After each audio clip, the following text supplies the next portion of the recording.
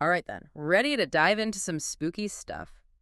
This encyclopedia, you've got ghosts, spirits, the whole shebang, lots of notes here. Look like you're really drawn to how people's experiences differ, even when they're using all that fancy ghost hunting equipment. It's one of those things, isn't it? You can have all the tech in the world, but at the end of the day, a lot of this comes down to individual perception. It's true. I mean, the book even says you could have two people, same haunted location, one sees a full-on apparition, the other just feels a cold draft. How do you even begin to explain that? Seems pretty subjective. It is. And this encyclopedia, especially in the part about the equation, it makes a good point. EMF readers, cameras, they're measuring something real. But they can't tell us why those readings are happening or why people experience them so differently. It's almost like trying to measure a dream or something. That's a really interesting way to put it. It gets to this big question a lot of researchers are wrestling with, which is, can you really understand something that might exist outside of, our current understanding of physics just by using scientific methods? So are you saying we need to factor in those personal experiences too? Because that takes us to residual hauntings, right? I saw you had that part marked. Well, those ghost hunting shows, love to talk about those. They do, but this encyclopedia explains it differently. It does. It talks about these things called imprints. So imagine like a traumatic event happens, Okay. right? Lots of emotion, lots of energy, and some of that energy, it kind of lingers. Okay, so the emotions, they're like soaked into the location, like psychic static cling or something. Yeah, exactly. The book even suggests that it might mess with the electromagnetism of the place. So some people, they pick up on that energy more than others. It really makes you think about the stories tied to some of these places, like Alcatraz. Why'd those silent footsteps grab your attention? It's that connection, I think, between what happened there and what people say they experienced. The encyclopedia even mentions, like, a simple rule, prisoners not talking. It becomes part of the haunting. So the silence itself is like a ghost. But then you've got something like the Bell Witch, which you highlighted too. Whispers, curses. The book even says that spirit cursed someone to death. The Bell Witch is a creepy one for sure. It is. But it makes you think too about how these stories, they reflect what people believed back then.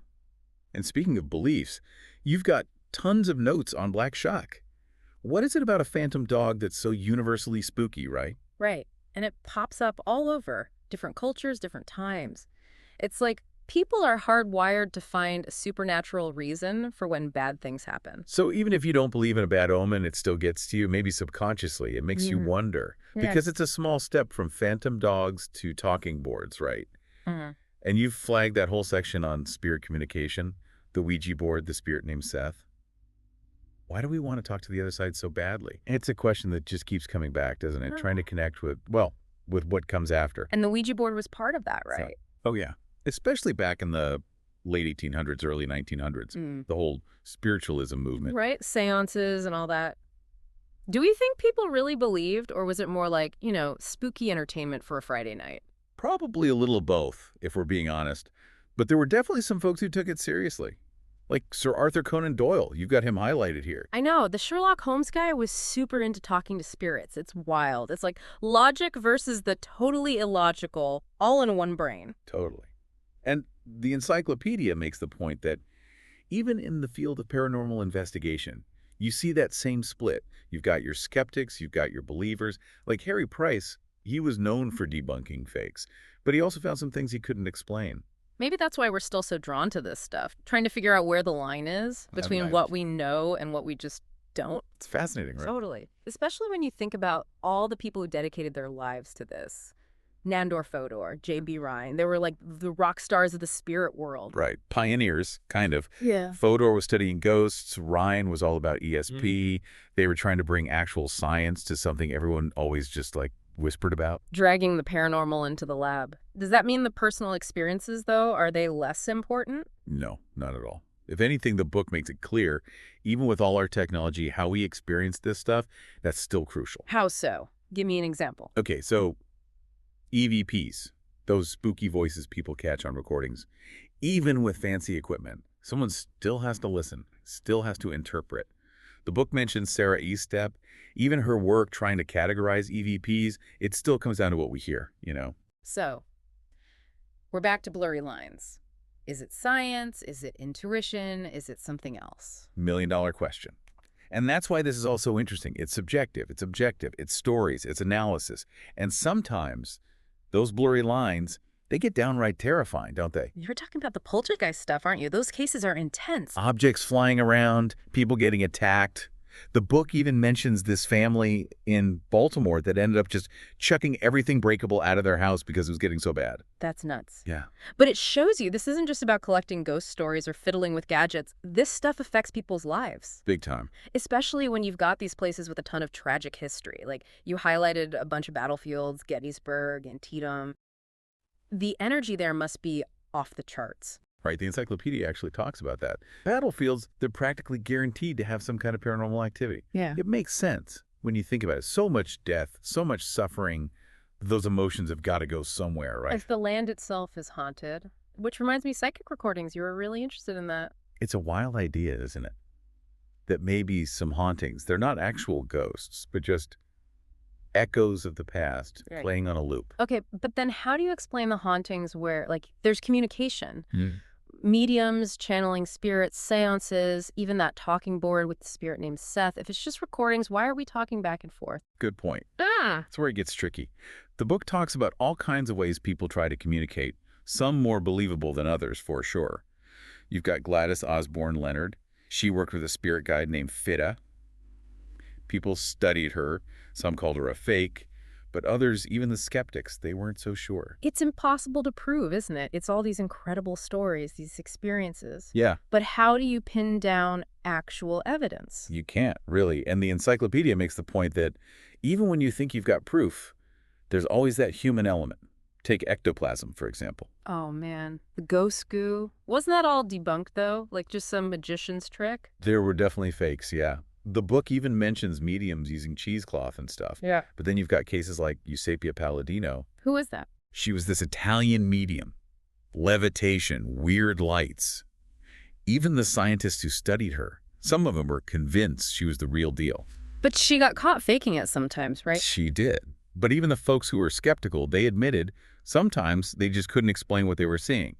Which brings us back to that question.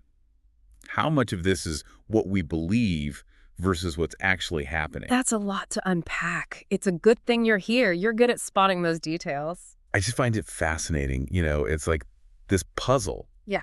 History, culture, personal experiences, it all kind of weaves together. It does. And speaking of weaving together, have you noticed how often, no matter the culture or the time period, these stories, they tap into our deepest fears? Oh, absolutely. Like La Llorona, the weeping woman. The best ghost stories, they always seem to have a tragic core. That's so true. And La Llorona, she's got it all: loss, grief, even the idea of a mother harming her child. It's a story that really gets under your skin. Definitely creepy. But this encyclopedia, it's not all doom and gloom, is it? There are some fun ones in there. Brownies, that pirate ghost. Right. It's a good mix, actually, which I think is important. We can get so focused on the spooky side, we forget that just like life, the paranormal has different flavors. That's a good point. But even with the lighter stories, there's still that question, isn't there? How do we even approach this stuff? Exactly. The encyclopedia kind of wrestles with that too. Science, intuition, both. Because how do you measure a ghost's feelings, right? Right. But at the same time, those feelings, those experiences, they're often the most powerful evidence we have.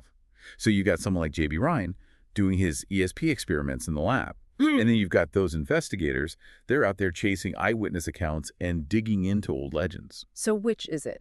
The scientists or the ghost hunters? Maybe it's both. And that's got to be our takeaway, right? Yeah. It's not one or the other. You need the analysis. You need the stories. You need to look at what we can measure and what we just can't. Because sometimes the biggest mysteries aren't about what we can prove. They're about what we experience. Maybe that's why we're still so obsessed with haunted houses. The idea that even our homes or safe spaces, they could be harboring something unseen. It's creepy, but it's also kind of thrilling. For sure. The encyclopedia, it's got a whole section on haunted houses, even the Borley Rectory, that famous one in England.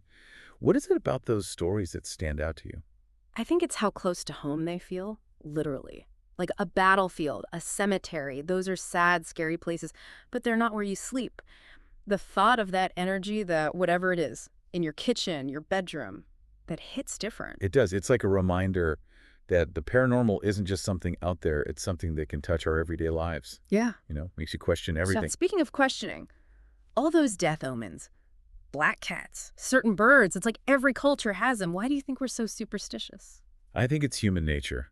We want to find meaning even when things feel random. Mm. Like Encyclopedia says, those beliefs, they get to something deep inside us. So even if we don't actually believe a black cat means bad luck, it still kind of freaks us out on some level. Maybe.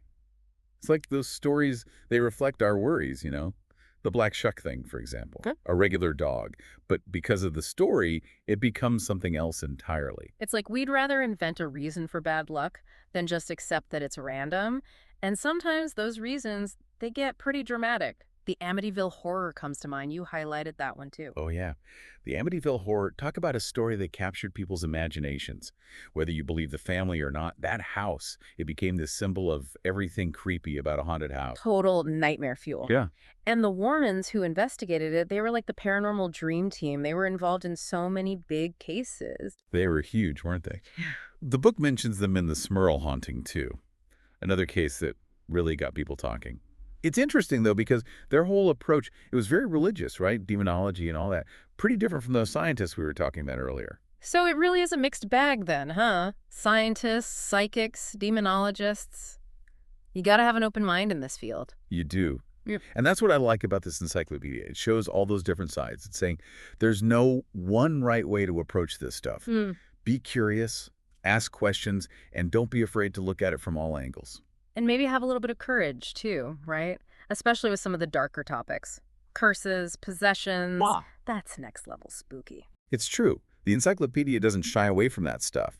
But even when it talks about those things, it's not trying to scare you. It's more like, hey, this is part of it, too. It's been around for centuries. It's rooted in real beliefs and fears. It's like it's saying, this stuff might be scary, but it's also part of being human. Exactly. And isn't that what makes this whole thing so interesting? We're trying to understand ourselves, our fears, our place in all of this. Which leads us to phantom ships. You have a ton of notes on those. What is it about a ghostly vessel that's so captivating? It calls to us, doesn't it? The ocean.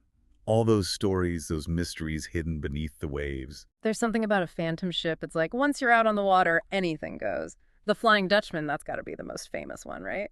Why do you think that story, in particular, has stuck around so long? I think it's the tragedy, It's the idea of being lost, cut off, caught between this life and the next, and being at sea.